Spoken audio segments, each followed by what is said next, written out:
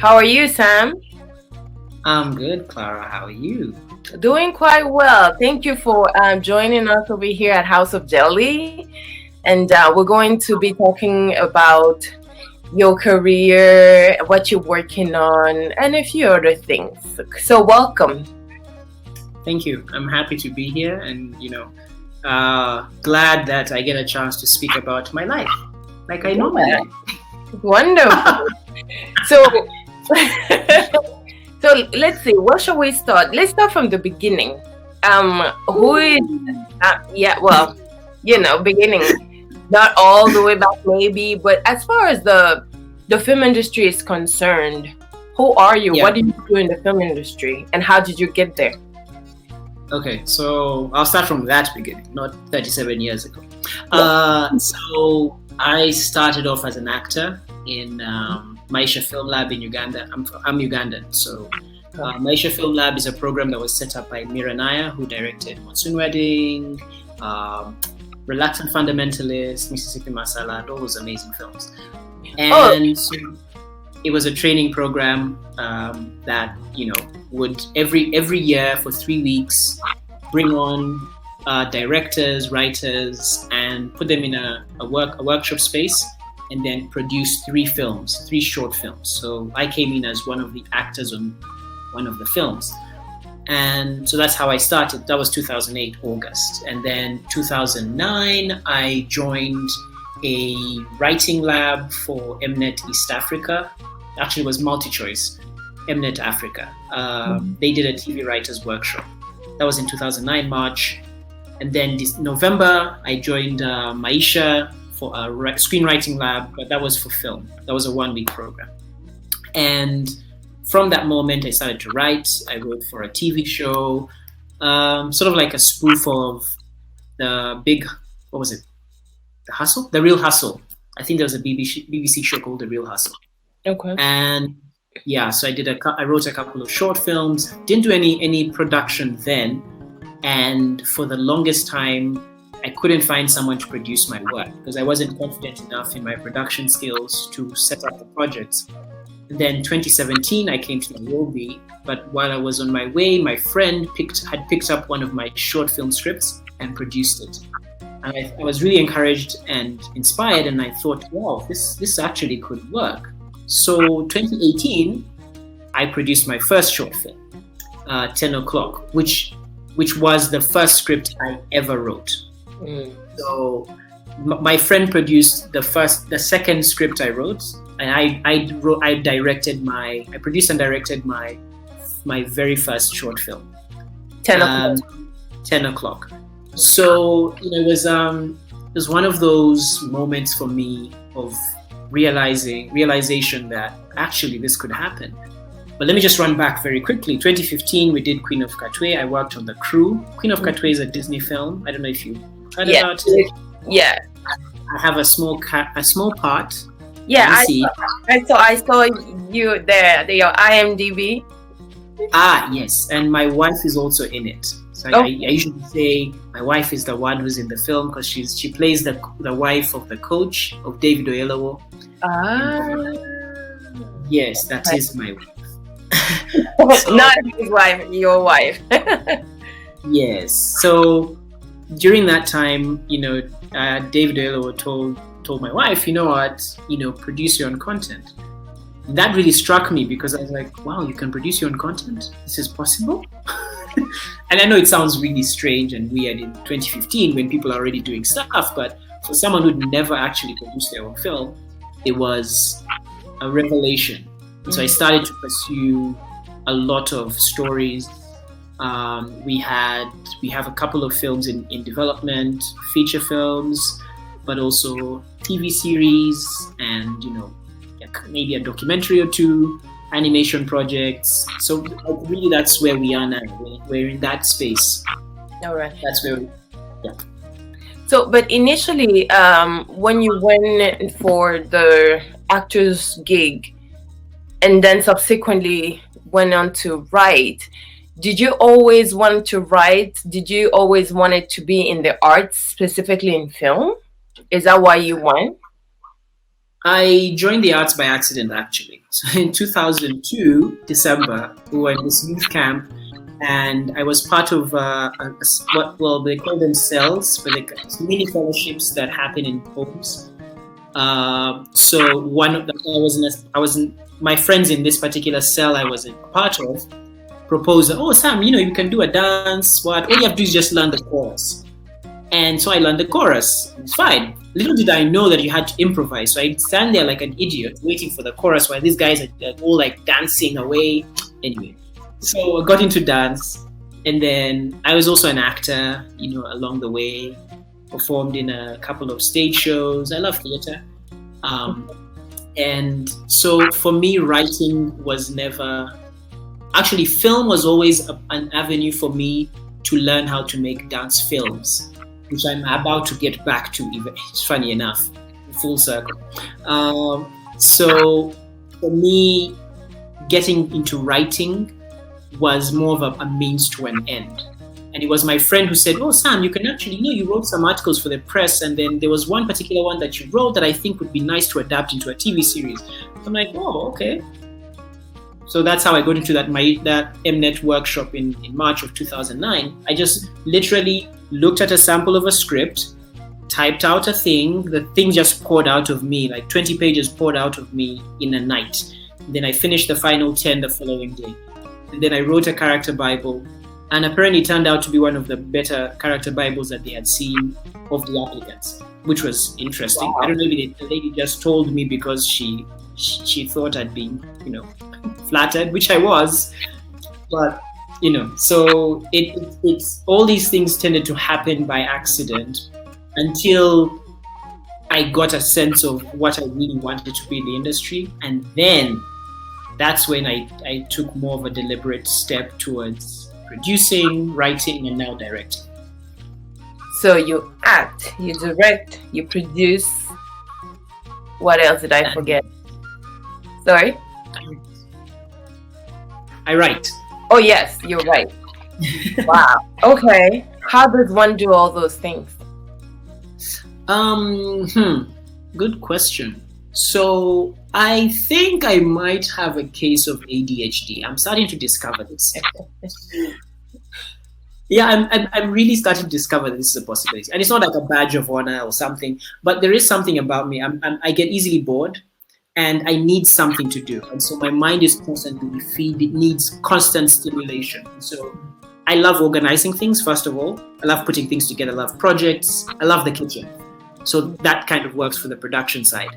I also am an accountant by training, so my math skills are fairly okay. What you need for producing. Yeah. And then as an actor, it's not, I've been pretending since I was a child. Pretending to be other people. I'm not the best. Look, I'm not a great... I think I'm good at memorizing lines. But over time, I think, I haven't been trained, so maybe with training I might not be so bad. Then the directing is really... And that one also was an accident. So 10 O'Clock, the short film I wrote, I directed in 2018, was meant to be directed by my wife. But she happened to be in Kampala at the time. I'm in Nairobi now, So I'd set the time for it to happen, and I said to myself, it is going to happen. And so I said, you know what? Let me direct it. So I literally got into it by accident. Yeah. So I'm also learning how to. Again, you see, my life is a series of fortunate events, fortunate accidents. Actually, that's what I could say. So it's like I'm constantly trying to figure out, okay, so I want to do this thing. How do I do it? Do I have the skills for it? And I'm big on being skilled in doing something.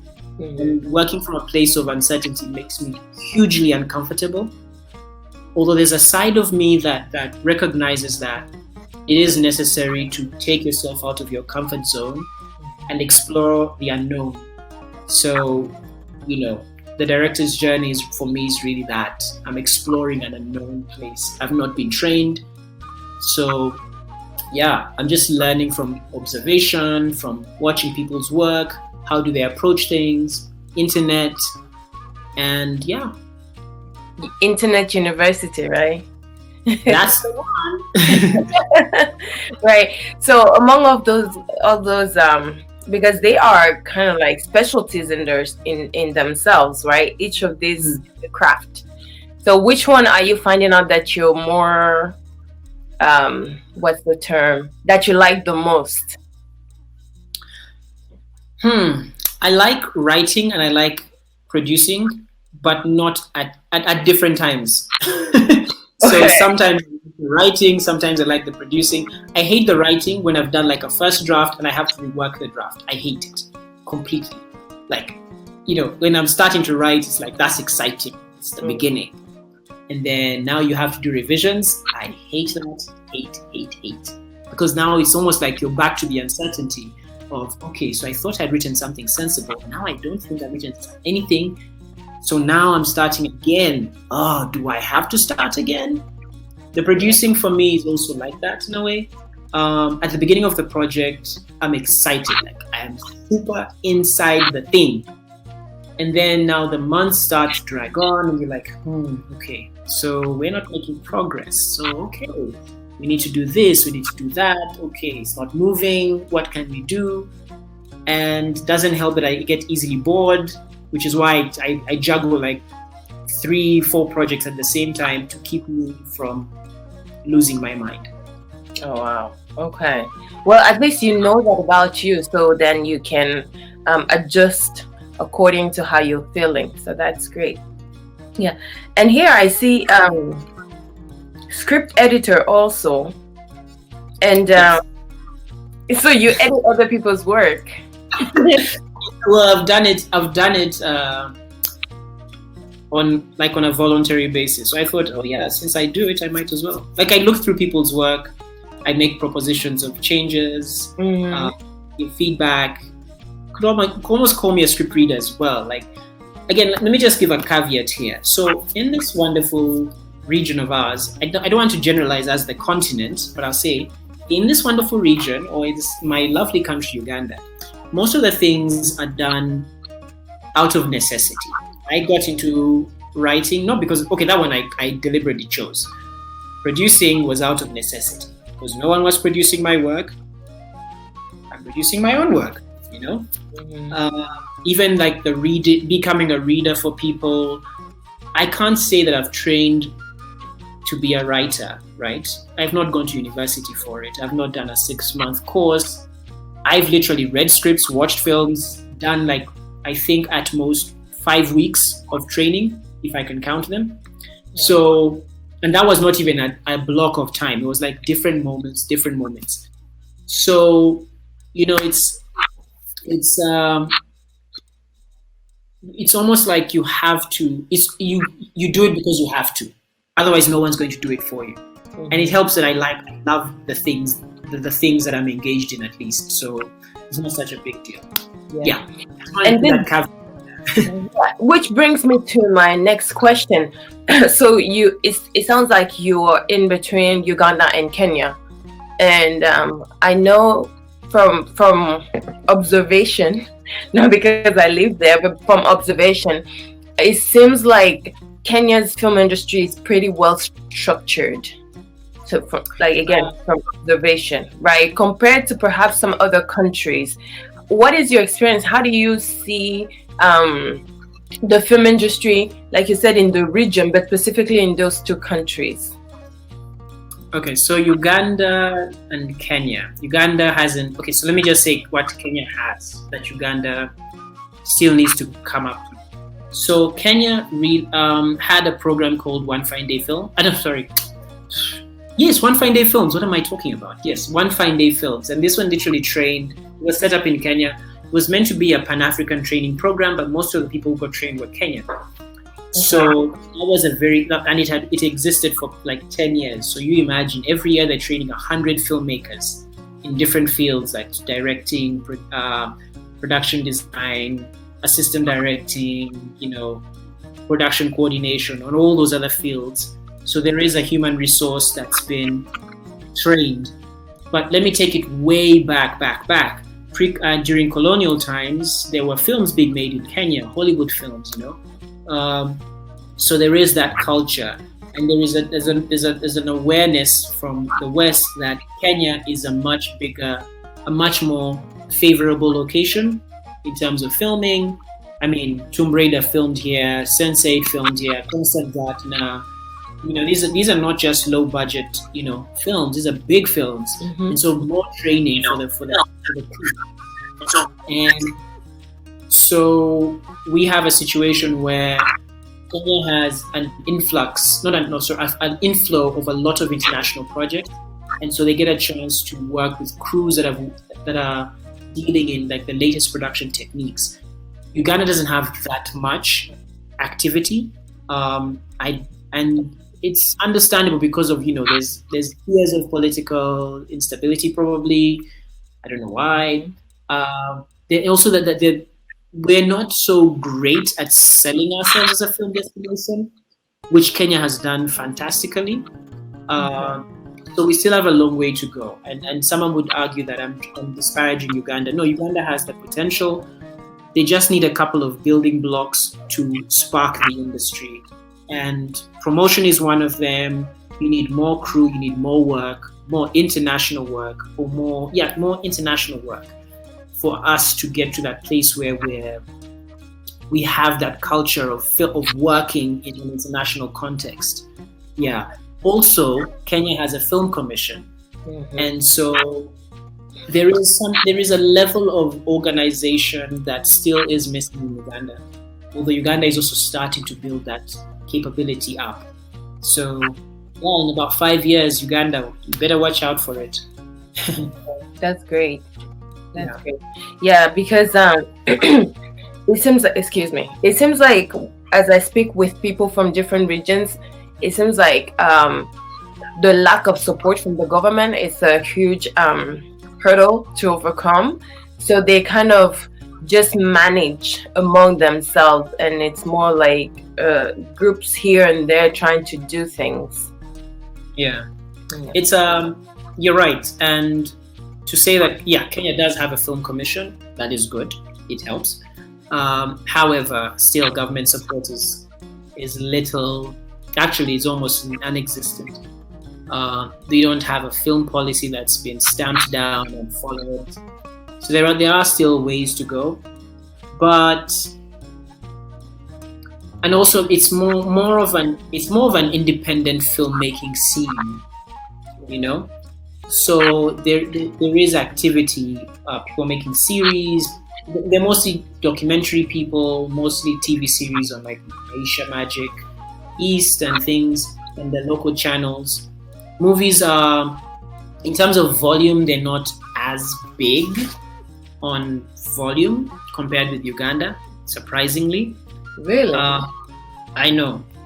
And I could be wrong, but my observation is that Ugandans produce a lot more work, because I talk to a lot of filmmakers here, or at least I hear about projects and I'm like, wow, you guys just have these projects?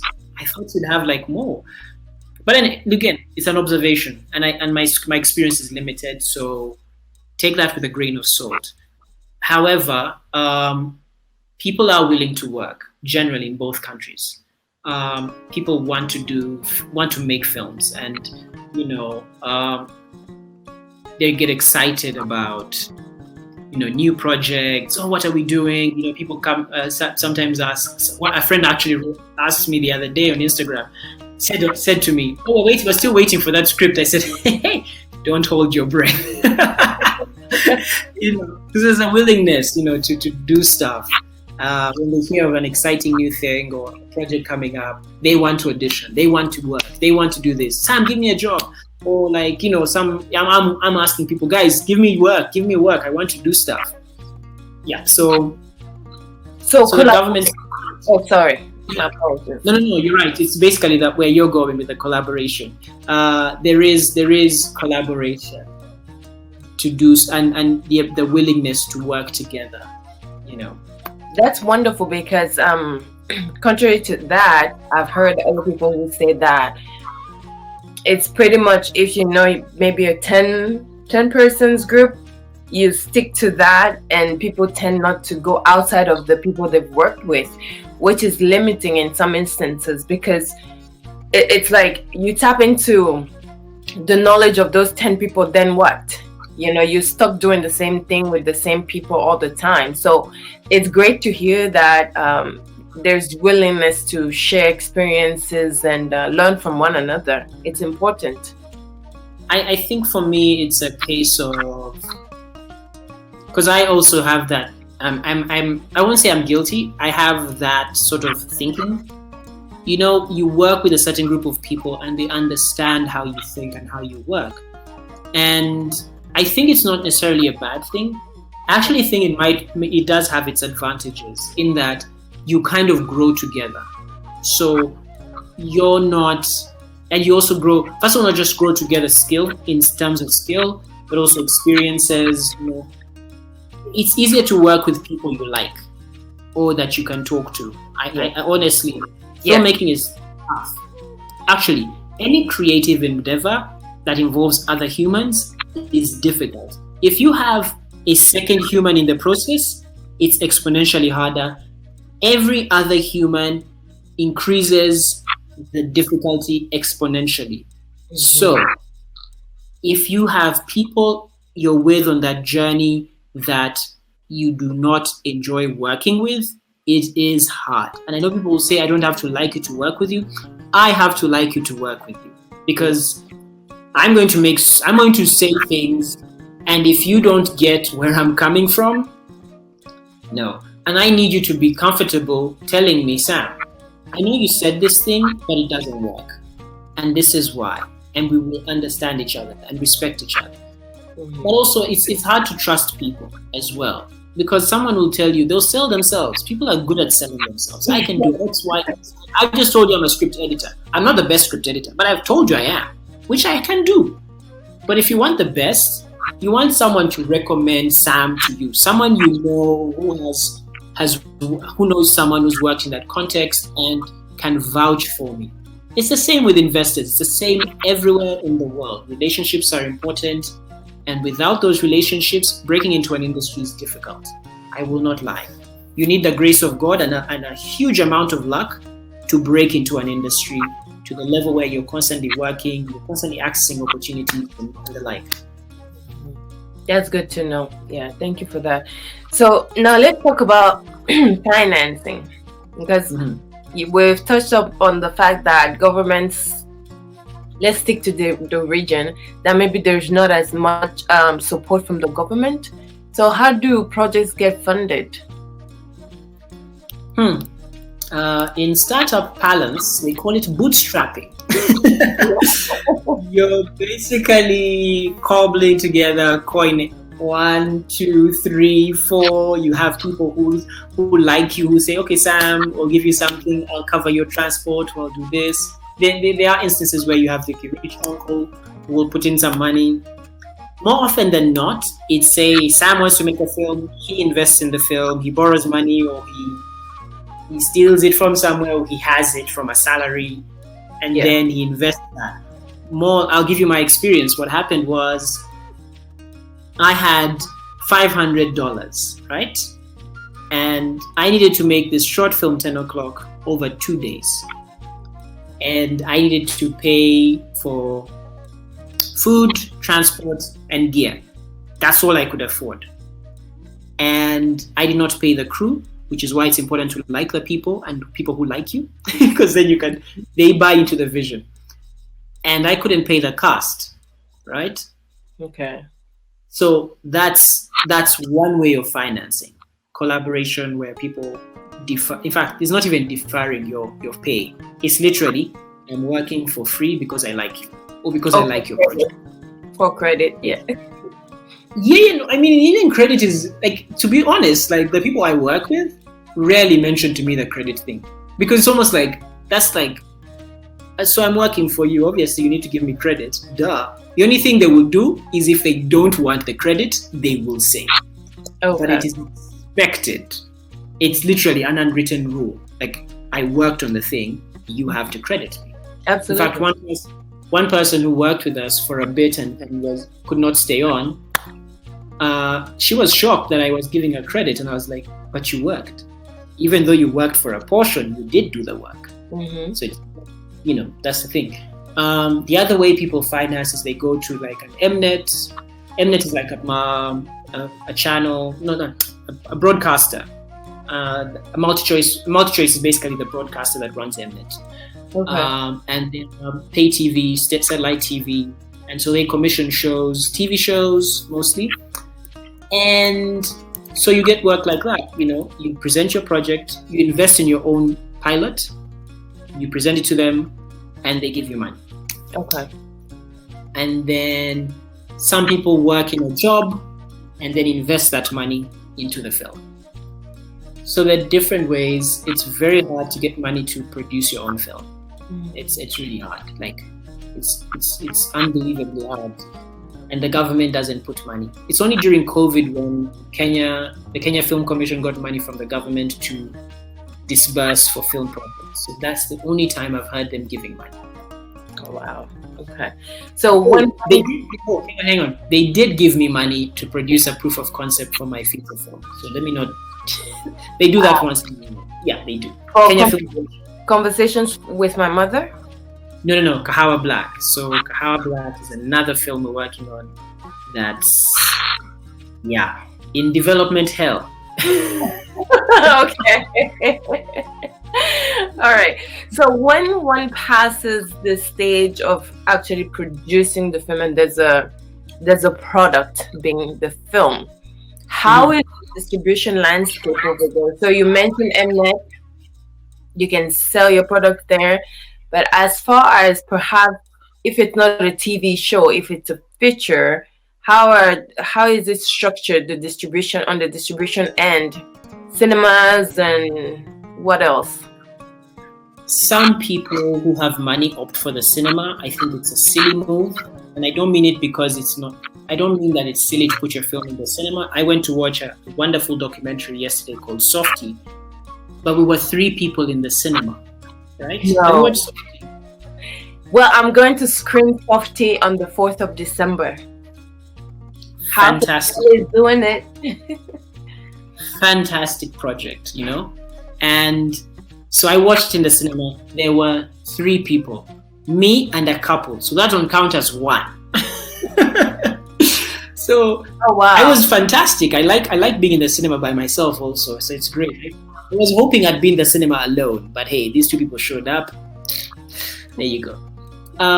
So there is that. Some people take it to like Showmax, which is under Mnet, multi-choice as well. Some people take it to Trace TV. You look for like different VOD platforms that could screen your film. If you're lucky, you're selling it for peanuts. Others go the DVD route. They go to a distributor. The distributor pays them one-off, and the distributor sells multitudes of copies and makes astronomical profits. So there are very limited options for people really to make money. So it almost baffles me. Like from a business standpoint, it's silly for us to make films. There's no business case for it at the moment. No one has proven that they can produce film, they can make work that sells, that brings back the investment. So anyone in their right frame of mind would get out of film because there is no making. You don't make money. I think we are mad to make films. So then it sounds like, of course, if that doesn't happen, then you can't really say that you live off of your art because you're just scraping by. Well, side hustles. I have very supportive parents. So I'm in between jobs currently, so there is that. It didn't help that we were in a pandemic, so work is tight, and also being a foreigner in the country also kind of might be working against me. I'm investigating that theory because I think people are wondering, where do we place this guy? We don't have work as a production accountant. We don't need producers. Maybe making him a production assistant might be too low for him.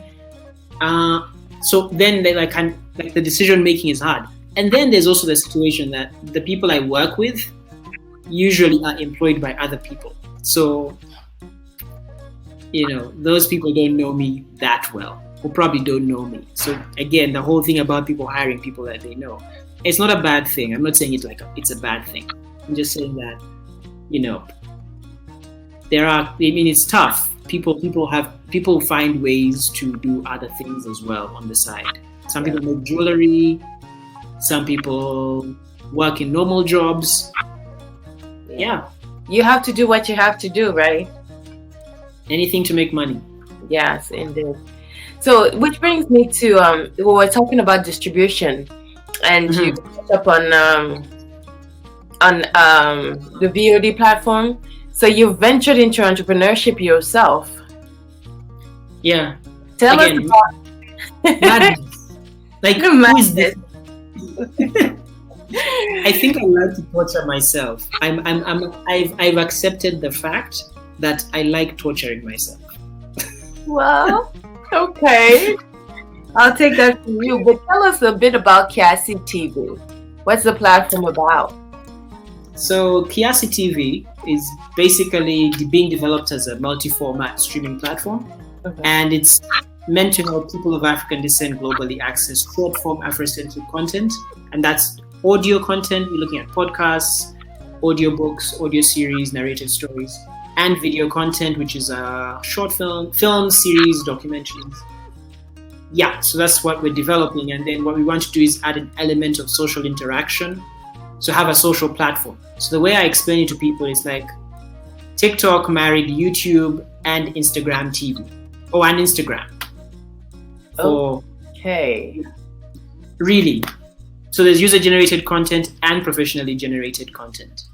Okay. And so the thing we're trying to sell, what we believe is our key aspect of the business, our key differentiator is discovery. We don't have many platforms that offer easy access to Afrocentric content. And I said we don't have many. I didn't say they don't exist. They do exist. But the number of platforms that are selling international content generally are many. And unfortunately, prioritizing Africa it's only what? Netflix that's doing that currently? Well, they're in 2 major markets. So what happens to the rest of Africa? Exactly. So what we want to do is to shine a light on all of Africa. And there must be someone in Chad. There must be someone in Central African Republic. There must be someone in Gabon. I know there are filmmakers in Gabon for sure. Mauritania.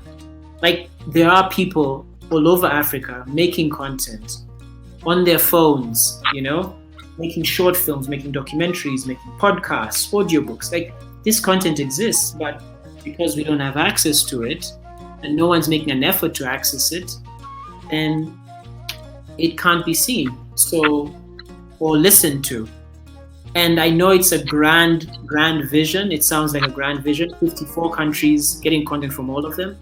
But we should be making that effort, really.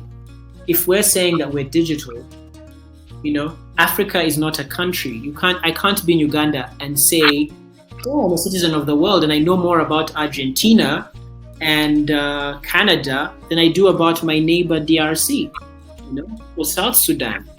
What's happening there? What are the stories? I didn't know that. Right. And the way we know about places is through stories primarily. Whether it's news stories, whether it's films, whether it's documentaries, whether it's radio shows, the music. These are all ways in which we learn about places. And it's about time we learned about our continent. Right. I couldn't agree more, because that's what House of Jelly is in the business of doing too, promoting Pan-African arts and cultures. Because like you said, if we don't know what's happening in Uganda, for instance, now that I've started interacting with people from the Eastern region, I'm learning more. But if I don't have that opportunity, then I wouldn't know, right? Now, from the standpoint, you're a filmmaker and an entrepreneur. And it sounds like at this point, again, from where I stand, many filmmakers want to get their films on the biggest network, the biggest platform that's out there now, right? Mhm.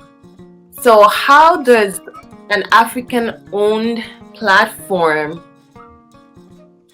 um Sell. how do you sell to fellow filmmakers, and how do you compete against that tendency to go towards the bigger the better?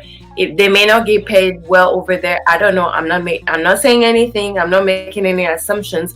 But how does an African-owned platform, because it's pretty much the same thing, where do you go? You get my question? No, I get it completely, and you're right to ask. It's a very good question. It is tough. I will not lie. Someone's asking me, okay, so how do I make money? So I'm trying to explain the mathematics of it. It's a bit complicated for now. So it is tough.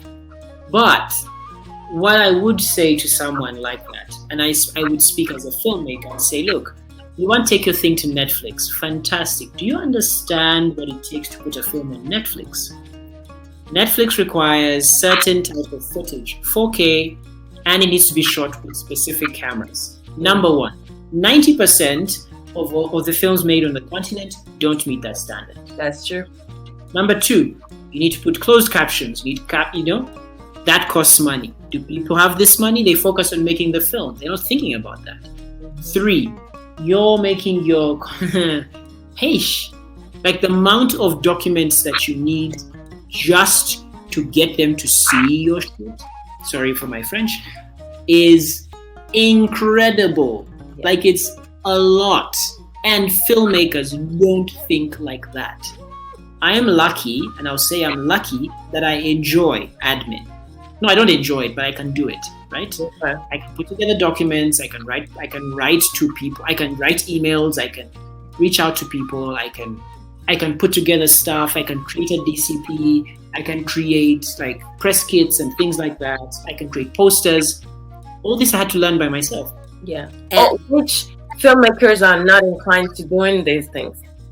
Exactly. That's the work of a producer, actually. All that stuff I mentioned is the producer's work, or at least they should make sure it happens. So me as the writer, I write, I give the director directs the film, boom, producer takes it the next stage. Producers are involved all this way. Oh my goodness, can you still hear me? I can hear you. Okay, sorry. It went black on my screen, so I'm like, oh my god.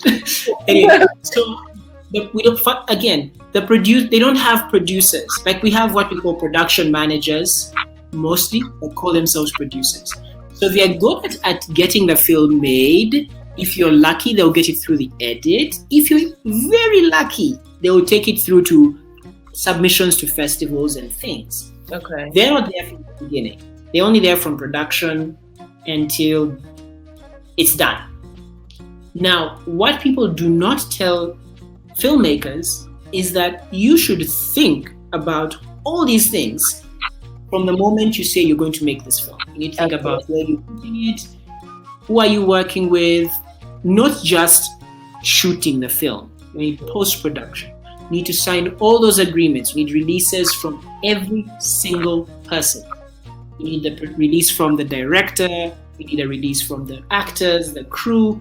You need a music release, like to make sure that you are allowed to use this music and the rights you have.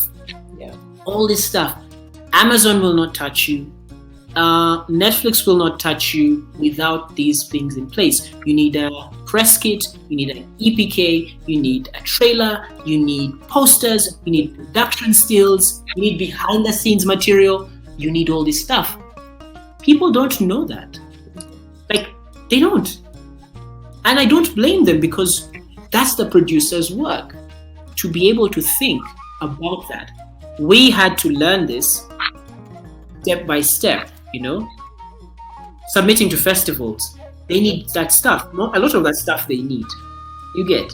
Yes. So there is. It's sad that, and I'd say, look, I'm a bit less strict on that at the moment, because I know there's a learning curve, and over the years, what will happen is we'll start to demand it. So people will know when they're making their film, will advise, look, you want to make your film fantastic, make sure you get these things during the production process. Don't wait, until you're bringing your film to me and I like it and I'm asking you for it and you don't have it. Yeah. Then for me, I won't work with you. Exactly. And it's been 6 months or a year since the film was done, so they have no way of getting certain things. I will tell you something rather interesting. So, and this is from a festival experience. So my wife's film, Little Black Dress, which is also on Kiasi TV as well as 10 o'clock and many other films. I'll put that plug there. Absolutely. Yeah. So Little Black Dress was going to Luxor. It's a big festival in Egypt. And they asked us for a dialogue list. No. Luckily, I had worked for One Fine Day and had done a dialogue list. Now you see, that's why I feel I'm unique as a filmmaker. And it's not because I have been exposed to different things within my work at One Fine Day. Applying to festivals, how do you deal with festivals? How do you deal with talent going to festivals? What do they need? What they, communicating, what stuff do festivals need? Dialogue lists. That's a laborious process that needs to be done by the assistant editor. Who's doing it on this film? Sam. He was the producer. But luckily, Sam knew how to do it. They needed a copy of the film without subtitles. They needed a copy of the film with subtitles. Now you imagine all that. No one knows that. Like, I can count the number of people who know that. You get. And no one's telling anyone about this. And I'm thinking, okay, so you want to take your film to Netflix? Good luck. Even Showmax here on the continent will ask for that stuff. I've spoken with someone who works at Showmax, and they told me that they are constantly struggling with filmmakers because they don't have those assets. Wow. It's sad. It is sad, but what do you think that is? Because there is quite a lot of stuff, and it sounds like you said earlier, things are done out of necessity. So if they have to learn different things, this is more specialized thing that they necessarily don't want to get involved in. But how do you think that can change? Is there on the continent as a whole? Okay, one of two things needs to happen. Either or you have trained producers. So you have to train creative producers. They start from there. Yeah. Because those guys will make sure they make those plans from the very beginning. The moment they are onboarded onto a project, and you don't onboard producers at the production stage. You onboard them when you say, okay, producer, I have an idea X. Oh, producer, I have this script. What do we do? Yes. Okay? So there is that. The other thing is for the filmmakers to learn. Now that's tougher, especially if you find that a lot of filmmakers are more focused on the making of the film, the production itself. Mm-hmm. They don't want to deal with, oh my God, my film went to a festival. Now they want me to send this. Now they want me to send that. Do I have to make a poster? Why the hell am I sending them a press kit? I don't know what to do. I can't help me. Exactly. Yes. So that's one of those two things needs to happen. Mm-hmm. And I think the other thing that needs to happen, okay, sub of that is, I feel like we need to do more master classes for filmmakers. You know, I think in the filmmaking process there needs to be a workshop or a course or online resources about explaining the filmmaking process, and the different stages and what you need. And I know it's a lot of stuff. It's a lot of stuff you do it last minute, and you need resilience to be able to get through that process. And I got through it, but I hated it at the end. Luckily, I've done it on a couple of films, so I now can plan better. So obviously, if your press kit is being made, you need to know from the very beginning. Okay, you have crew, you have cast. That's obviously the thing. You need key crew member bios: director, producer, writer, editor, cinematographer. That's in there. Key cast, the top 3 guys. Put them in there already. Don't wait until you're done editing and then, You know what the story is about, why you're making it, done. Production now those things, the things like production stills can come in After. as you're editing, because you're obviously getting the production stills from your final version, which is your picture log, before you finalize everything. So there is that. Your dialogue list, when you agree with the editor, look, monsieur, you're going to put for me time codes and where the different sections are. So what I need to do is just basically copy, paste, and write the dialogue at the different points. What else? Like posters, those are made like towards the end. You just need to have a clear strategy on how you're approaching this, because that is necessary. You need behind the scenes footage, right? You need interviews with key cast, key crew. That can be done while you're taking breaks on set, when people arrive on set, maybe even afterwards. You need to have a set photographer for sure. That is a key thing, because you need to document that, because you need that for your social media to promote the film. Tell people, look, we're making this thing, see it, expect it, it's coming. You get all these things like producers are thinking about. Like you have to constantly keep track of all that. Where's the film going? That stuff that the producer and the director sit down and say, okay, we're making this film in this time. You need to be done with editing at this time, because we're expecting to send this film out to festivals in this period. These are the films.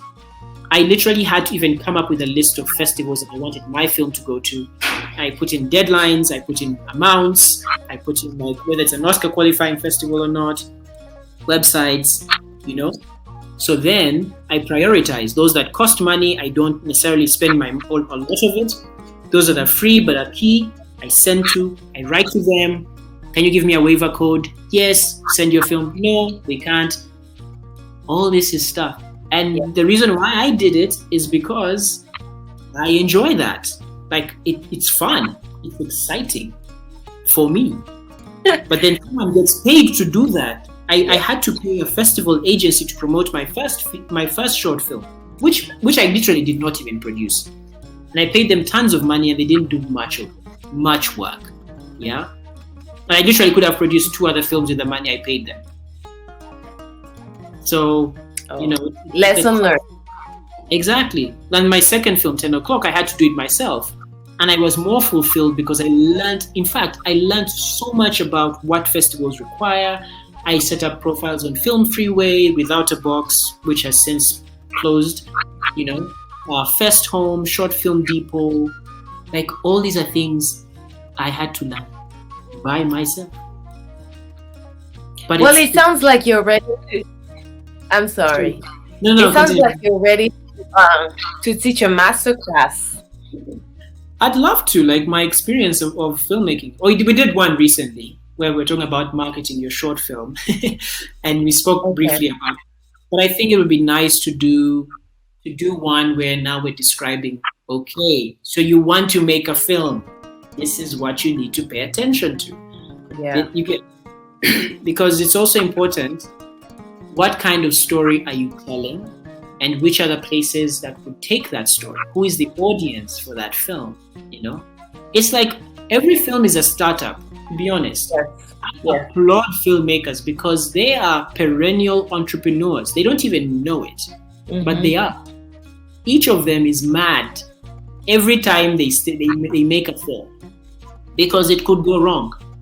Multitude of things could go wrong. Meanwhile, I've just talked about peripheral but important things. We've not even talked about the filmmaking process itself. People getting food poisoned. It rained. There was a film we were shooting in December. It rained most of the days we were shooting.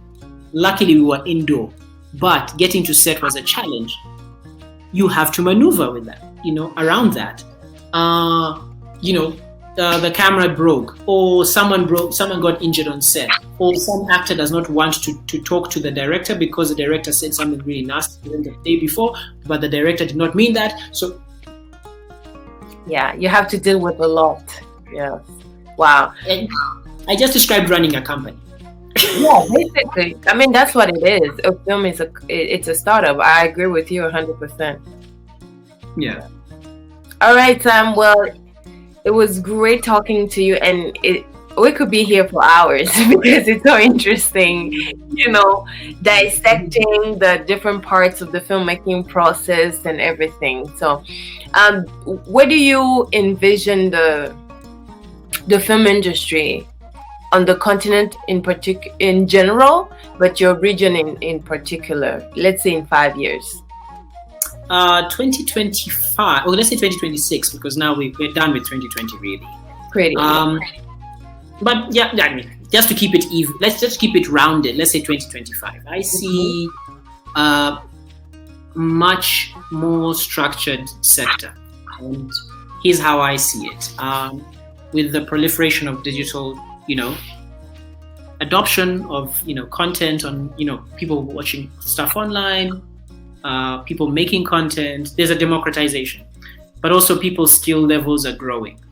People can use filters, they can edit, they're putting sound, they're learning. So the skill level is going to be way up, way advanced. The equipment is going to be cheaper.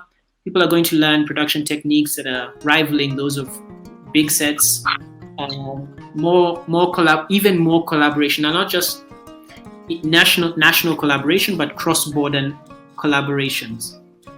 Even on the continent, me collaborating with someone in Mali, for example, or Burkina Faso, those are going to happen more and more, with or without policies in place or co-production treaties in place to make that work. I see more, particularly for my platform, I see more people adopting it, more people making short-form content, making money from it, more customers accessing the internet and being able to just consume a vast amount of content, online. Because what I do see is that cinema, unfortunately in my region, never took off. Because we don't have enough cinemas.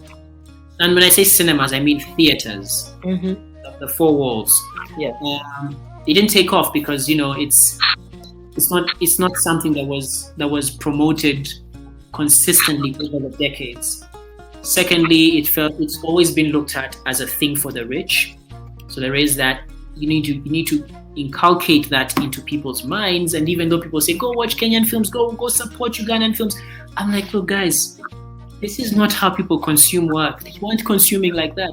You have to think about attitude. Like, behavioral change is difficult if you're not focusing on what the customer really wants from an experience like that. So tailoring the experiences of content consumption for films, for TV shows, will be more online, more mobile devices, and yes, people will watch a lot more local content, way more than they are now, even though they do consume.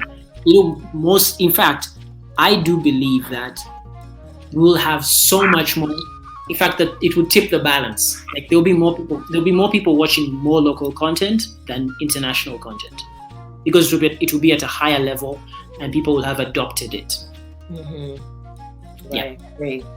All right. So, what projects, you mentioned a few here and there. What projects should we look out for coming from you? So 10 o'clock, the short film, while I was shooting it, I got an idea to make it into a feature film, which is now titled Conversations with My Mother, which again, surprising, was a title of a theater adaptation of 10 o'clock. So it's gone through a number of iterations. I should send you the link to that play. My wife did a one-man show of Conversations with My Mother, which ended up becoming the film. Yeah, I saw the trailer for 10 o'clock. I haven't watched it, but I saw the trailer. Okay, you can still watch that on Kiasi as well. So I plan on going there. It's one of my tabs open, so I'm going to watch it. Fantastic. Let me know what you think. Anyway, So Conversations with My Mother has gotten some traction. We went to Waga Film Lab, very prestigious lab in Burkina Faso. Yes. And we got awarded two spots, one in a writing residency that will happen next year, 3 one-week sessions over the year. and Rotterdam Lab, which is part of International Film Festival Rotterdam, very prestigious program. So like I was told, we got the very amazing prizes, so we get a chance to present our project. So that's coming. We want to shoot it, but we are going to shoot it in 2022, early 2022, or at the latest mid. I'm thinking more early, because we want to target either Venice or Toronto International Film Festival.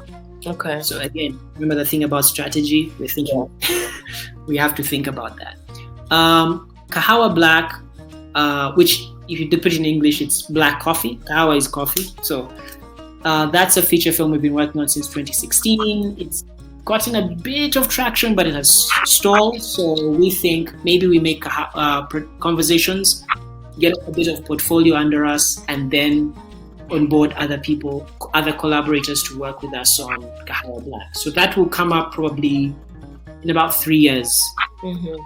Yeah. So there are obviously other smaller projects, like I have an anthology, short content project, based around the 5 elements of nature that are talked about in Ayurveda.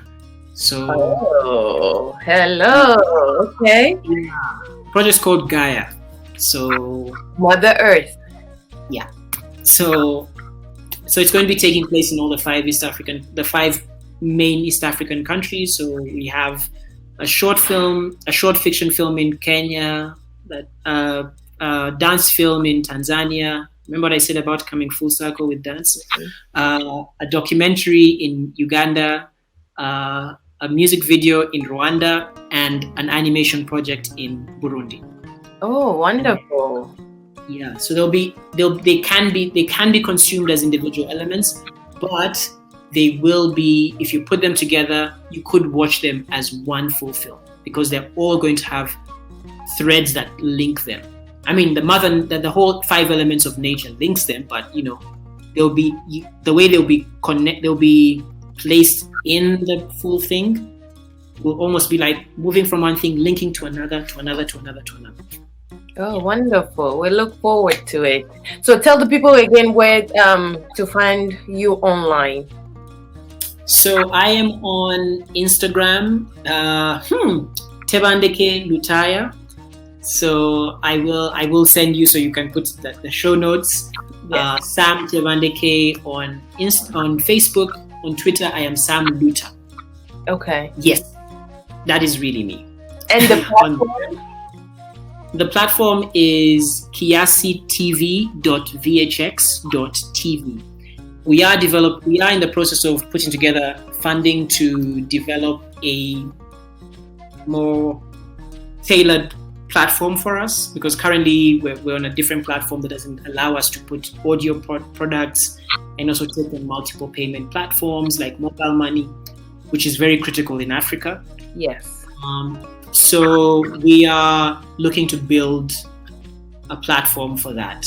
Okay. So then have an app, or a couple of apps, web app, we'll see how it goes. We'll roll it out, and we'll obviously let you know. You're going to be one of the users.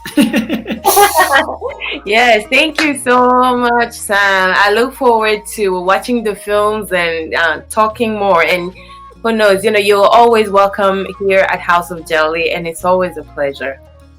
Thank you. It's been great. Thank you so much for the opportunity. I think we don't get enough chances to talk about our work. So thank you. We're always telling people, please watch my thing, and then they're wondering, who are you? So thank you. Yes, and that's what it's all about. It's about sharing your story so people know who are the real people behind the projects. So yeah. So we'll talk soon. Yeah, precisely. All right. Take care. You too. Bye-bye.